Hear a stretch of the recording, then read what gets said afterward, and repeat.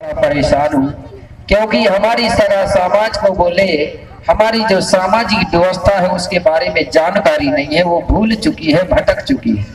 इसलिए मैं सगा समाज के लिए सत्य मार्ग ढूंढने के लिए आया हूँ और सत्य मार्ग जब मुझे मिल जाएगा तो मैं सगा समाज के बीच में जाके फिर उनको वो सत्य मार्ग बताने का काम करूंगा। तो रायतार जंगोदाई बड़ी प्रसन्न हुई और कहने लगी कि परम ज्ञानी सतगुरु बन के, भैया कि परम ज्ञानी सतगुरु बन के अज विद्या सबको पढ़ाना और यही विधि इस भैया में गोंडी धर्म की ज्योत जलाना। बोले ठीक है, आप परम सत्य ज्ञानी बन करके और इस गोंडियन भैया में बोले गोंडी धर्म संस्कृति की ज्योत जलाना। मैं भी यही आपसे कहना चाहती हूँ। तो कुपार बाबा कहने लगा ठीक है तो देवी, अब मुझे देर भी हो रहा है, बोले मैं अब जाऊंगा। तो तुरंत कुपार बाबा ने विदा लिया और विदा लेकर के वहां से फिर आगे की ओर प्रस्थान होता है। अब कुपार बाबा जब धीरे धीरे आगे की ओर बढ़ा तो चलते चलते कुपार बाबा थक चुका था और कुपार बाबा को बड़े जोर से प्यास भी लग गई। अब कुपार बाबा ने सोचा कि कहाँ जाऊं, कहीं पानी दिख नहीं रहा। चलते चलते बड़े मुश्किल से रास्ते में एक नदिया दिखाई दी। कुपार बाबा ने सोचा कि ये नदिया में पानी होगा। कुपार बाबा और तेज चलने लगा। अब चलते चलते जब नदी के पास पहुंचा तो नदी में देखा तो नदी सूखी पड़ी हुई थी, बिल्कुल भी पानी नहीं था। कुपार बाबा ने देखा तो बड़ा दुखी हुआ, कहा कि इसमें भी पानी नहीं है। बोले अब कुपार बाबा उसी नदी में पानी ढूंढने लगा। ढूंढते ढूंढते बड़े मुश्किल से एक गड्ढा में थोड़ा सा पानी भरा हुआ था। उसी पानी को कुपार बाबा ने पिया और अपनी प्यास को बुझाया। इसके बाद कुपार बाबा को थकान आ रही थी, आलस आ रही थी। कुपार बाबा ने सोचा कि यार थोड़ी देर आराम कर लेना चाहिए। अब नदी के किनारे में एक लकड़ी का टुकड़ा पड़ा हुआ था, सूखा हुआ। कुपार बाबा उस लकड़ी के टुकड़ा के ऊपर जाके बैठ गया तो कुपार बाबा को नींद सताने लगी। कुपार बाबा उसी लकड़ी के टुकड़ा में सो गए। जैसे ही कुपार बाबा सोया वैसे ही क्या हुआ कि जिस नदी में कुपार बाबा सो रहा था उस नदी के ऊपरी तरफ बदल होने लगा, तेज हवा चलने लगी, गड़गड़ाहट होने लगी, बिजली चमकने लगी और कुछ देर के बाद में ऊपर तरफ वर्षा भी हो गई। लेकिन जिस तरफ कुपार बाबा सो रहा था उस तरफ कुछ भी पता नहीं चला। वर्षा हुई कैसी, अरे ऊपर ओरे बरसा भई भारी, बरसा भई भारी। कैसे हुई, अरे मूसलधार बूंद बुधवारे, मूसलधार बूंद बुधवारे।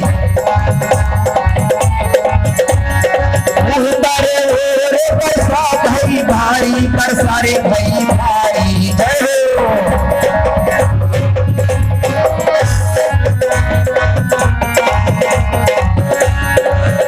अरे मूसलधार बूंद बुधवारे, बूंद बुधवारे, बूंद बुधवारे। जब वर्षा हुई तो उस नदी में बाढ़ आ गई, पूर आ गई। जब पूर आई तो कुपार बाबा इधर सो रहा था, उस पूर में उस बाढ़ में कुपार बाबा लकड़ी के टुकड़ा सहित बहने लगा। जब बहने लगा तो लकड़ी का टुकड़ा हिलने लगा और कुपार बाबा भी हिलने लगा और कुपार बाबा की नींद जाग गई। जब कुपार बाबा की नींद जागी तो कुपार बाबा ने देखा कि अरे बोले मैं तो बह रहा हूं। अब कुपार बाबा घबरा गया, बोले क्या करना चाहिए। कुपार बाबा को तैरते भी नहीं आता था। अब कुपार बाबा ने दोनों हाथों से वही लकड़ी का टुकड़ा को पकड़ा और लकड़ी के टुकड़ा के सहारे बहते हुए नीचे की ओर जाने लगा। और गंगा मैया से प्रार्थना करते जा रहा है मन ही मन में कि हे गंगा मैया, बोले मुझे तैरते नहीं आता, मुझे पार लगा दो। तो कैसे गंगा मैया से प्रार्थना कर रहा है, 2 लाइन में बता रहा हूं, ठीक है। गंगा की पार में, ये साउंड आवाज सहन नहीं कर रहा हूं ना, इसलिए गंगा की पार में दूड़ा की नैया, पार लगा दी मुझको हे गंगा मैया।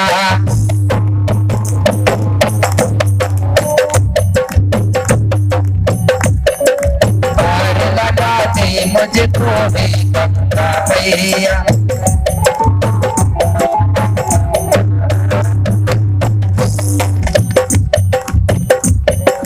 पार लगा दे मुझको हे गंगा मैया।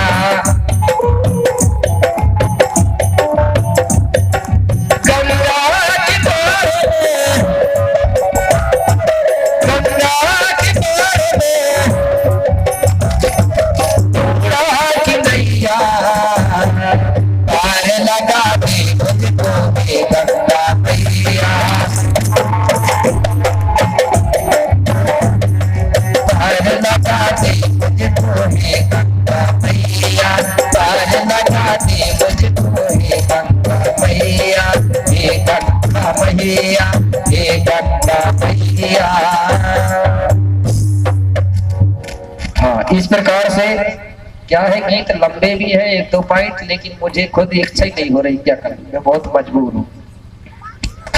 जब पूरा चीज खत्म हो जाता, जब साउंड सुधरता, ठीक है ना, पूरा घास पेरा जल गया, तब पानी खींचने वाले आए।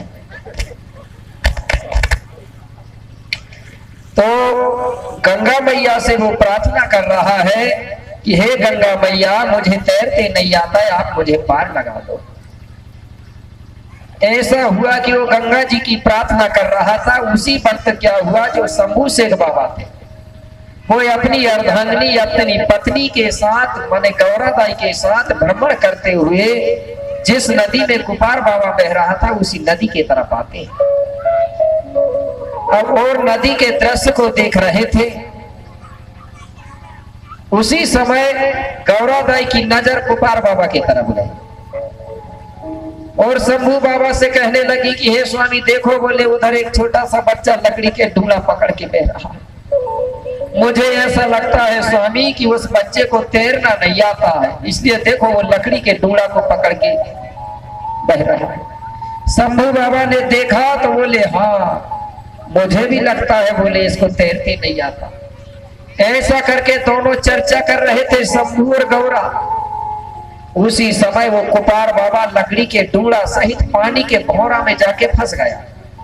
गौराबाई ने देख लिया, शंभू से बोली कि देखो स्वामी, वो पानी के भौरा में फंस गया। वो गया। शंभू ने सोचा कि घबराओ मत देवी, एक काम करते हैं, बोले उसको निकाल लेंगे अब, लेकिन सबसे पहले वो पानी का भौरा को मिटाना पड़ेगा। बोले शंभू बाबा ने एक पत्थर उठाया, वो भौरा को मिटाने के लिए और इधर से पत्थर फेंका। वो पत्थर वो भौरा में जाके तो नहीं गिरा, किनारे में एक पहाड़ी वृक्ष लगा हुआ था, वो वृक्ष की टाली में जाके पत्थर लगा और उस पेड़ की एक फूल या फल टूट करके और ऊपर से गिरा, तो जहां भौरा था वही वो पत्थर गिरा, वो फूल गिरा, वो भौरा मिट गया।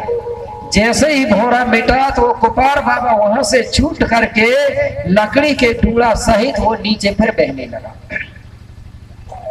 अब जब बहने लगा तो गौरा मैया फिर कहने लगी, स्वामी देखो, बोले वो वहां से तो छूट गया, लेकिन वो नीचे फिर बहते जा रहा।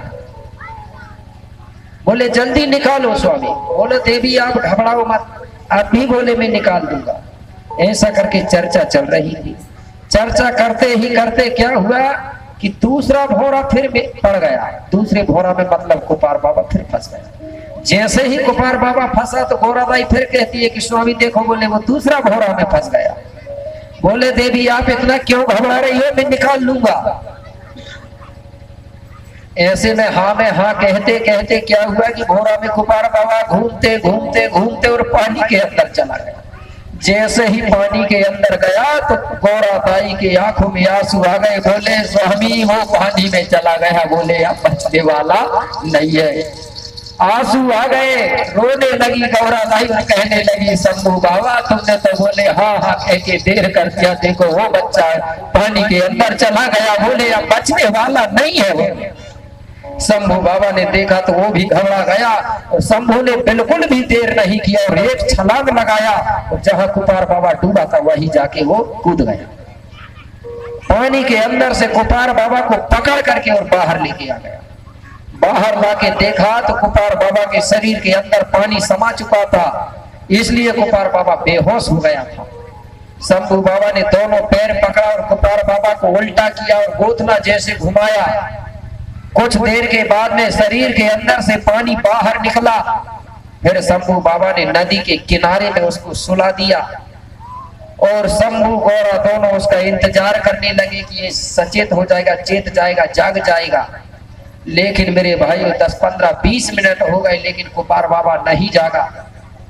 अब गौरा दाई सोच रही है कि क्या करना चाहिए। बोले अभी तक ये जाग नहीं रहा है। थोड़ी देर के बाद में गौरा ने बोली कि हे स्वामी, बोले शंभू, बोले तुम्हारी ये डमरू को एक काम करो, ये बच्चे के कान के किनारे ले जाके बोलो, बजाओ, हो सकता है तुम्हारी डमरू की आवाज में इसको शक्ति आ जाए, मतलब जग जाए। शंभू बाबा ने अपनी डमरू उठाया और कुपार बाबा के कान के किनारे ले जाके डमरू को डम डम डम डम करके बजाया। कुपार बाबा ने सोया सोया सुन लिया आवाज को और डमरू ने 12 आवाज निकाला था। कितने? 12 आवाज निकाली डमरू ने। तो जब वो 12 आवाज निकाली तो डमरू ने क्या बोली? सबसे पहले बोली अड़ंग, दूसरा में बोली अड़ंग, तीसरा में बोली इड़ंग, फिर बोली इड़ंग, फिर बोली उड़ंग। ऐसा करके जब आखिरी में शब्द आया तो वह हड़ंग करके आया। इस प्रकार से 12 आवाज निकाल दी। अब उन 12 आवाजों को गुरु कुपार ने सोया सोया सुना। जब सोया सोया सुना तो बोले ये क्या बोल रहा? बोले क्या बोल रही? बोले तो अड़ंग जो पहले निकला था उस अड़ंग का अनुवाद करते करते कुपार बाबा ने अना किया और अना को फिर हिंदी में मैं किया गया। अड़ंग से क्या बना? अना, और अना से बना मैं। उसके बाद में अड़ंग से बना अमोट, अमोट होता हिंदी में हम। इसके बाद में तीसरा अक्षर बना इड़ांग से इमाट, इमाट का मतलब होता है तुम। जो उसके बाद में उड़ंग, इड़ांग, उड़ंग, उड़ंग से बना ईद, ईद माने होता हुआ। ऐसा करके मतलब 12 अक्षरों से 12 अक्षर बनाया, जिनको अड़ंग से अरम, अरम, अरा, अरा ऐसा करके पढ़ते हैं ना, उनको हिंदी में पढ़ेंगे अनार, आम, इबली, एक, गुल्लो, ऊट, ऐसा पढ़ते हैं। गोंडी में पढ़ेंगे अरम, अरा, इरम, इरा, ऐसा करके पढ़ते। तो ऐसा करके 12 अक्षरों का निर्माण कुपार बाबा ने डमरू से कर दिया, जिनसे अनार, आम, इमली का निर्माण हुआ। तो वो ये शब्दों को दोहरा रहा था। कुपार बाबा सोया सोया, गौरादाई देख रही थी। गौरादाई ने सोची कि बताओ, बोले मेरे स्वामी शंभू ने बोले जब डमरू बजाए तो देखो ये बच्चा बोले अपनी जिभ्या हिला रहा है, ऊँट चला रहा है। हो सकता है बोले एक बार और अगर मेरे स्वामी डमरू बजाएंगे तो हो सकता है बोलने लगे।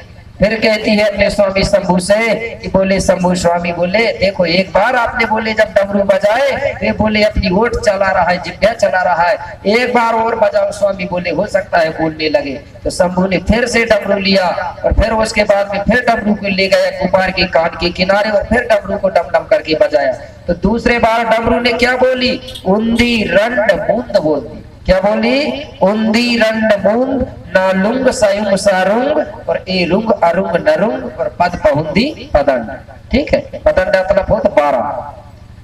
1 2 3 4 5 6 7 8 9 10 11 12 ऐसा करके अब गुरु कुपार बाबा ने जब दूसरे बार ये आवाज सुना तो उसने उंदी का मतलब 1 निकाला, रंड का मतलब 2, ऐसा करके उसने गिद्दी का निर्माण कर दिया। इसके पहले गोंडवाना भुइया में कोई भाषा नहीं थी मेरे भाइयों, ना संस्कृत थी ना अंग्रेजी थी, यहाँ कुछ नहीं थी।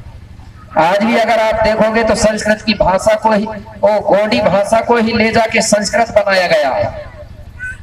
और गोंडी भाषा की लिखावट को उठा करके अंग्रेजी के 26 अक्षर बने हैं। तब तो आज लोग, अब हम 750 लिखते हैं ना, तो अंग्रेजी पढ़ने वाले लोग जब 7 को देखेंगे ना, ये तो क्या बोलेंगे, वो बोलेंगे जे लिखा है, बोलते हैं जे अंग्रेजी का। तो जी हंस रही, देखो ना, बोले सही बात है कहते हो। और जब हम 5 लिखेंगे तो उसको बी लिखा है बोलते हैं अंग्रेज लोग बोलते हैं, ठीक है ना, जो अंग्रेजी जानते हैं। तो मतलब गोंडी से ही अंग्रेजी का निर्माण हुआ, ठीक है ना, और संस्कृत गोंडी से ही। आज देखो गोंडी में बोलते हैं ओम, बोलते हैं ना, हमारे में ओम नहीं है, ओम आहोर है। लोगों को सुनने में समझ आता है कि यार ओम बोल रहा है, जबकि वो ओम आहोर है, ओम आहोर। लेकिन संस्कृत में है ओम, और ओम का मतलब हमारे लोगों को बताया गया है कि ओम माने होता है परमात्मा, ऐसे ही बताते हैं ना मेरे भाइयों। गोंडी में ओम माने परमात्मा नहीं होता। अगर हम गोंडी देवताओं के आगे कहेंगे ओम, तो हमारे गोंडी देवता क्या समझेंगे? गोंडी देवता वो समझेंगे कि ले जाके हराएंगे लोग, क्योंकि हमारे पुरखा जो है हमारे गोंडी देवता है, वो गोंडी जानते थे। उनके आगे संस्कृत उच्चारण करेंगे तो उल्टा समझ जाएंगे, उल्टा समझेंगे ना।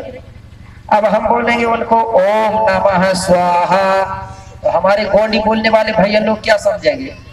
तुम्हारी सत्यानाश हो, तुम मर जाओ, तुम्हारा माल हम ले जा रहे हैं, ये समझेंगे गोंडी बोलने वाले, समझेंगे कि नहीं? क्योंकि मैं बैतूल जिला में सबसे ज्यादा रहता हूँ, और गोंडी सारे लोग वहाँ गोंडी बोलते हैं।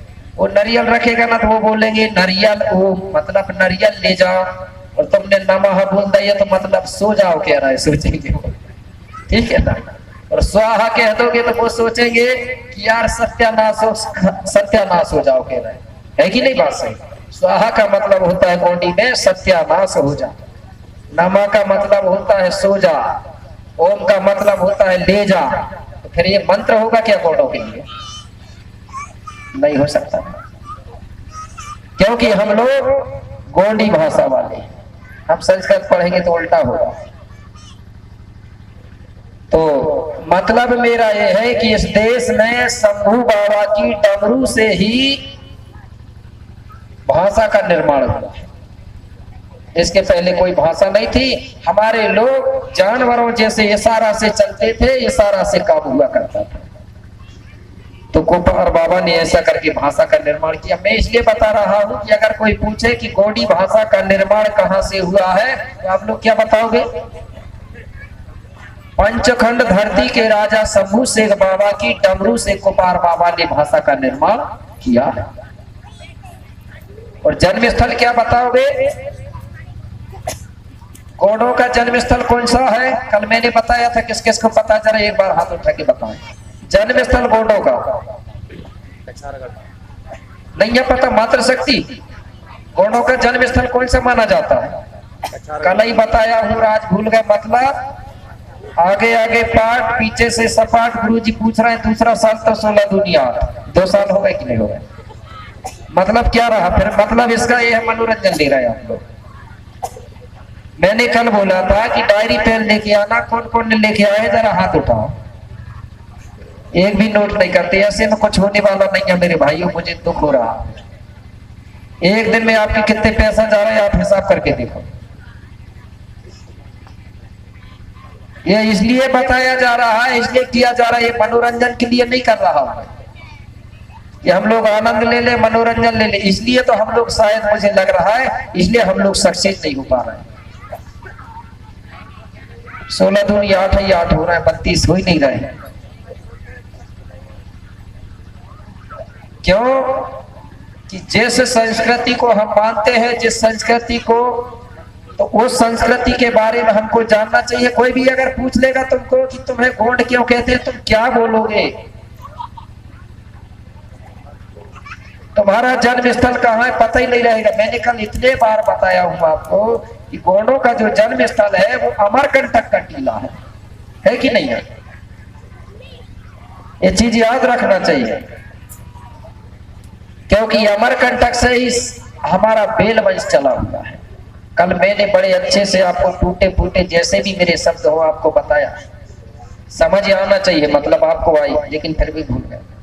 तो हमारी जो गोंडी भाषा है उसका निर्माण हुआ है शंभू बाबा की डमरू से। इसके बाद में कुपार बाबा अब शंभू और गौरा से विदा लेकर के और तुरंत वहां से प्रस्थान हुए कोयली कछारगढ़ की ओर जाने के लिए। अब चलते चलते रास्ते में कुपार बाबा को एक गांव मिला जिसको धन्य गांव कहते। धन्य गांव में पाटारी ही पाटारी रहते थे। पाटारी जानते हैं, जिनको प्रधान कहते हैं। आज भी सबसे ज्यादा पाटारी लोग हैं धन्य गांव में। एक दादा था जिसका नाम था हीरा नूका, और वो हीरा नूका पाटारी 36 प्रकार से कींगड़ी बजाता था और देवी देवताओं का सुमरन गान करता था। कुपार बाबा उसके पास पहुंचा और बोला, दादाजी, बोले मुझे संगीत सीखने का बड़ा शौक है, अतः आप कृपा करके मुझे संगीत विद्या सिखा दो। अब हीरा नूका दादा कहने लगा, बेटा, बोले जिस संगीत को सीखने के लिए मैंने बोले कई साल लगा दिया, उस संगीत को बोले आप थोड़ी देर में थोड़ी सीख पाओगे। अगर आपको सीखना है तो कई दिन तक मेरे साथ रहना पड़ेगा। कुपार बाबा कहने लगा, कितने दिन रहना पड़ेगा दादाजी? बोले कोई स्थाई नहीं है, 1 साल लग जाए, 2 साल लग जाए, 3 साल लग जाए, क्योंकि संगीत विद्या बोले कितना ही भी सीखो तो पूरी विद्या कभी सीख ही नहीं पाते, बोले इतनी बड़ी है।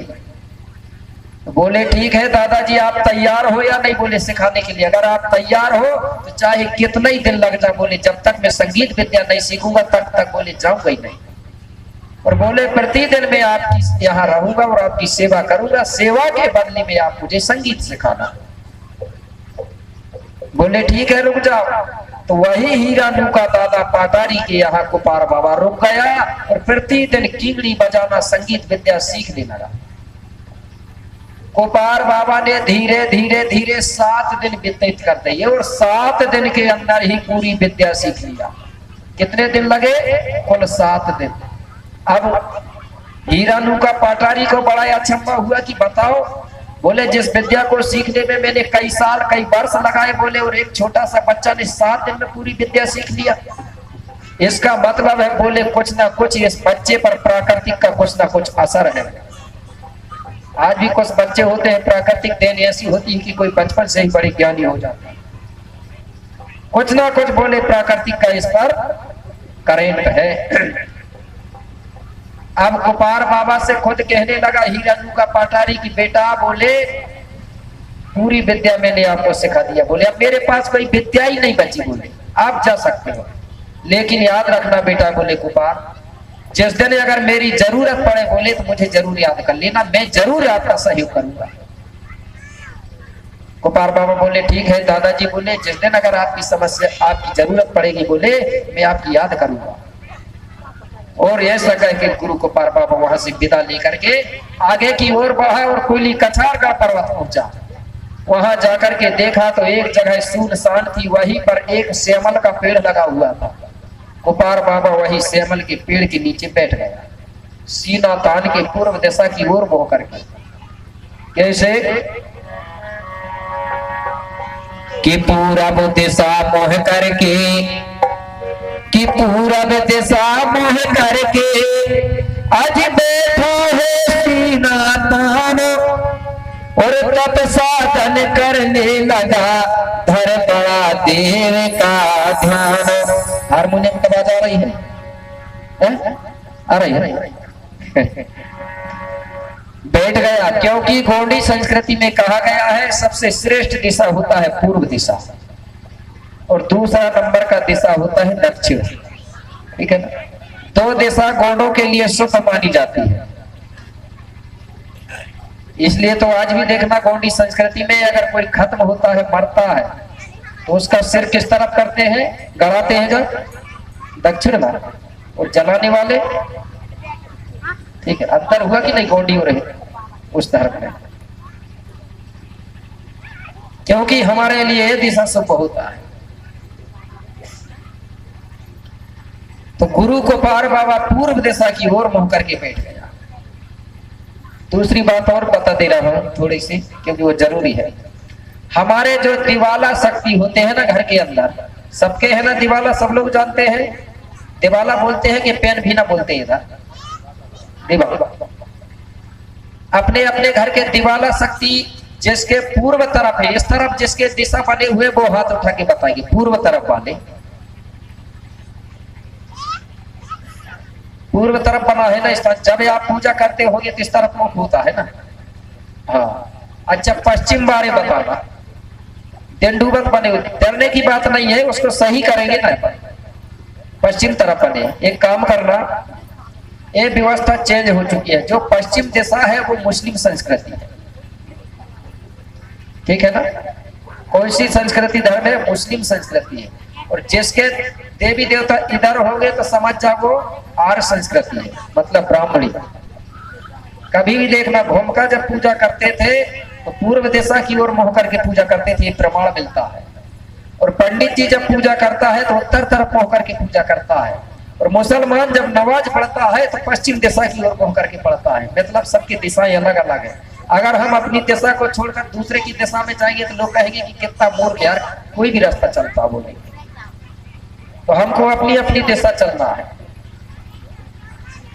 ये बदल गया। कब से बदला? जिस समय अकबर बादशाह का राज्य पाठ चलता था उस समय ये स्थानों को चेंज किया गया था, क्योंकि उसका कहना था कि चाहे तुम कोई भी पूजा पाठ करो बोले, लेकिन जिस तरफ हम मुंह करके नमाज पढ़ते हैं बोले उस तरफ को तुम पीठ मत करो बोले। तो हम लोगों ने डर के कारण क्या किया, हमारे सबरे स्थान को बदला के पश्चिम तरफ कर लिए, नहीं तो बोले राजा साहब हमको दंड ना दे। इस डर के कारण हमने पूरे स्थान बदल के उन्हीं की दिशा को मान लिया। लेकिन अब तो बदल सकते हैं ना। ये स्थान कैसे बदलते हैं? जिसको बदलना है तो बदल लेना, क्योंकि पेन भीना में भी बड़ी शक्ति और करंट होती है, बड़ा वायरस बन जाता है। इसको दिन रविवार के दिन ही इसको बदलते हैं, याद रखना। ये बात नहीं बताया रहा हूँ मैंने आकर, बताया था? नहीं बताया था? तो बता भी रहा हूँ तो भूल जाते हैं ना आप लोग। कल की बात भूल गए तो फिर तो अगले साल की भूल नहीं जाओगे। चलो नहीं बताया था, मुझे ऐसा याद है। जब दिन पड़ता है तो हमारी जो जमीन होती है, खेत होती है, ठीक है ना, जो जमीन को हम बोते बखरते हैं, खेती किसानी करते हैं, वही की मिट्टी लाया जाता है थोड़ा थोड़ा, और उसी मिट्टी से हमारे पेड़ भीना का निर्माण किया जाता है और 5 कलश जला के उसको स्थापित किया जाता है। अब हमारे लोग क्या करते हैं, कुछ लोग, हम जिस जमीन को बोते बखरते नहीं, खेती किसानी नहीं करते, वहां की मिट्टी ला के बना लेते हैं, बनाते हैं ना, कहीं की भी ला के, और उस मिट्टी में दीपक जलाओगे तो कोई फायदा नहीं होगा।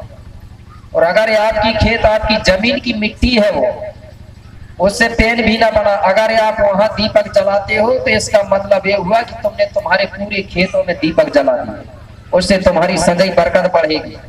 अब लाए हो कहीं की खदनिया की और वहां जला रहे हो दीपक, तो वहां वो तक नहीं रखा है तो सदैई बढ़ेगी तुम्हारी। ठीक है कि नहीं? कर लोगे ना?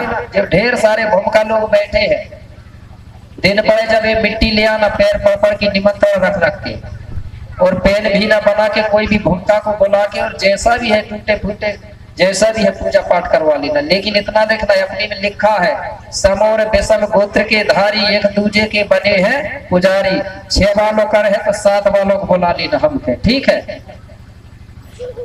कैसे हम 6 वालों के यहाँ जाते हैं तो बहुत लूटा थे, तुम यहाँ हो तुम भी लूट लेन बनाई। ये नियम है हमारा। ये दिवाला चेंज हो जाना चाहिए, हमारे बदल जाना चाहिए, तब तो पता चलेगा। इससे संजय बरकत बढ़ती है। अरे पूजा और दूसरी संजय बरकत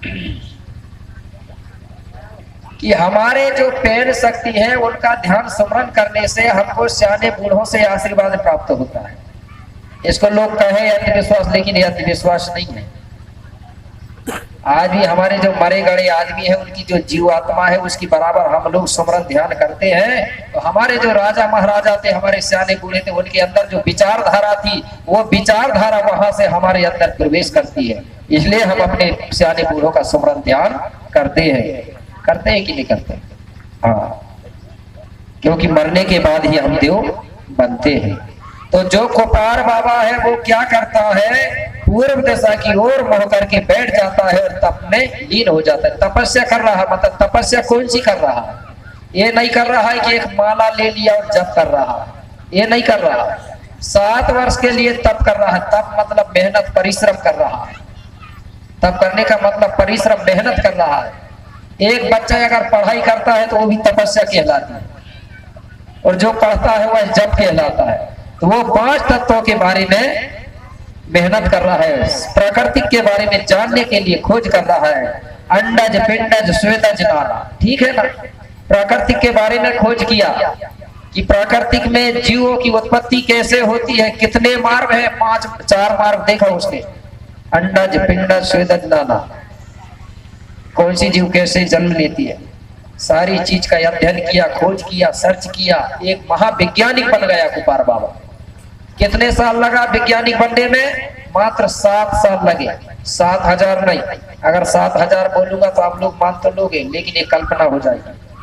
नहीं तो लोगों ने कह दिया कितने 7000 वर्ष तपस्या, इतनी उम्र ही नहीं हो जाती, ठीक है ना। ऐसे ही वो 33 देवतन के 33 कोट देवताओं को बना हुआ, 33 करोड़ देवता। जबकि कोट का मतलब क्या होता है? कौड़ी में कोट का मतलब होता है कोई खंडार जगह। 33 कोट बच्चा क्यों कहा गया? क्योंकि 33 बच्चों को गुफा से निकाला गया तो कोट से निकले, इसलिए 33 कोट बोल दिया गया। अब इधर लोगों ने कहा कि कोट मतलब होता है करोड़। कोट आने जगह ही छोटी। तो तपस्या कर रहा है कुपार बाबा 7 वर्ष के लिए, माने अध्ययन कर रहा है, पढ़ाई कर रहा है प्रकृति के बारे में, वैज्ञानिक बनने के लिए। किस पेड़ के नीचे? सेमर पेड़ के नीचे। क्योंकि सेमर के पेड़ में वो प्राकृतिक करंट होता है। जो सेमर पेड़ के नीचे बैठ के कोई भी चीज का अध्ययन करता है, पढ़ाई करता है, तो उसको जल्दी ज्ञान प्राप्त होता है। इसलिए गौड़ लोग अपने घरों में सेमर के पेड़ लगाते थे, क्योंकि ये कोई भी यंत्र मंत्र भूल जाते थे ना, तो जे दीपावली के समय में ये भूमका लोग उसी सेमर के पेड़ के नीचे मुट्ठी लेके और अपने मंत्रों को याद करते थे, क्योंकि वहां बैठ करके याद जल्दी होता था उन चीजों का। इसलिए सेमर पेड़ का महत्व बताया गया। इसलिए वो सेमर के पेड़ के नीचे बैठ करके और अध्ययन कर रहा है। कैसे?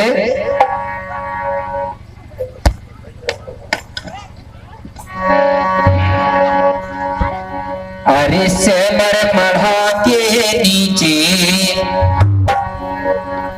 अरे सेमर मढ़ा के नीचे बैठे निको बाबा। सेमर मढ़ा के नीचे बैठे निको बाबा।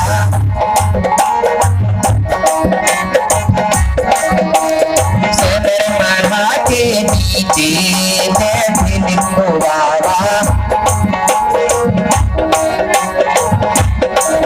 बैठे निको बाबा, बैठे निको बाबा, बैठे निको बाबा, बैठे निको बाबा। अरे सेमर मढ़ा के नीचे बैठे निको बाबा।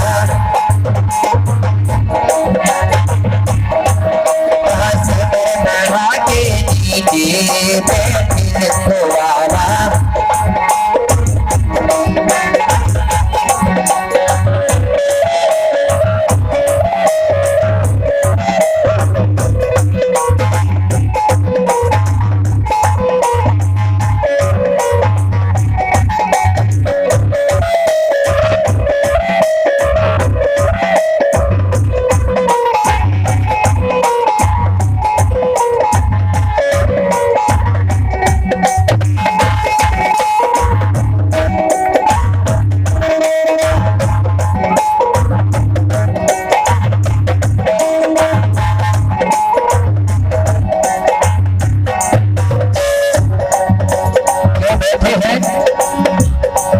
अरे कहाँ कर रहे हैं भगती, कहाँ कर रहे हैं भगती, कहाँ कर रहे हैं भगती। बड़ा देश पाने को सकते, बड़ा देश पाने को सकते, पाने को सकती, हाँ पाने को सकते। क्यों? सेवा, अरे सेवा समाज के लाने बाबा, सेवा समाज के लाने बाबा।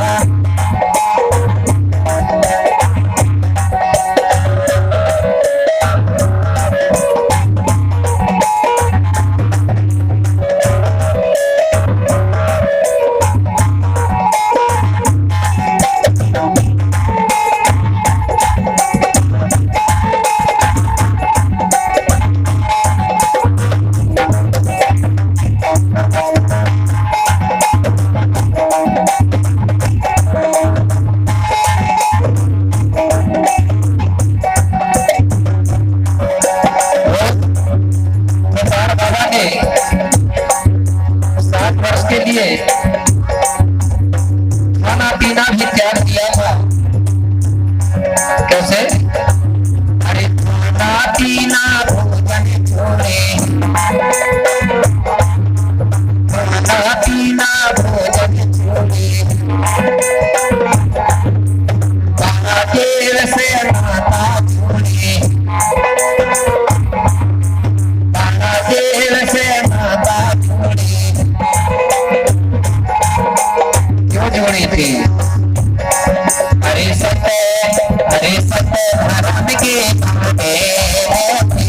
बाबा,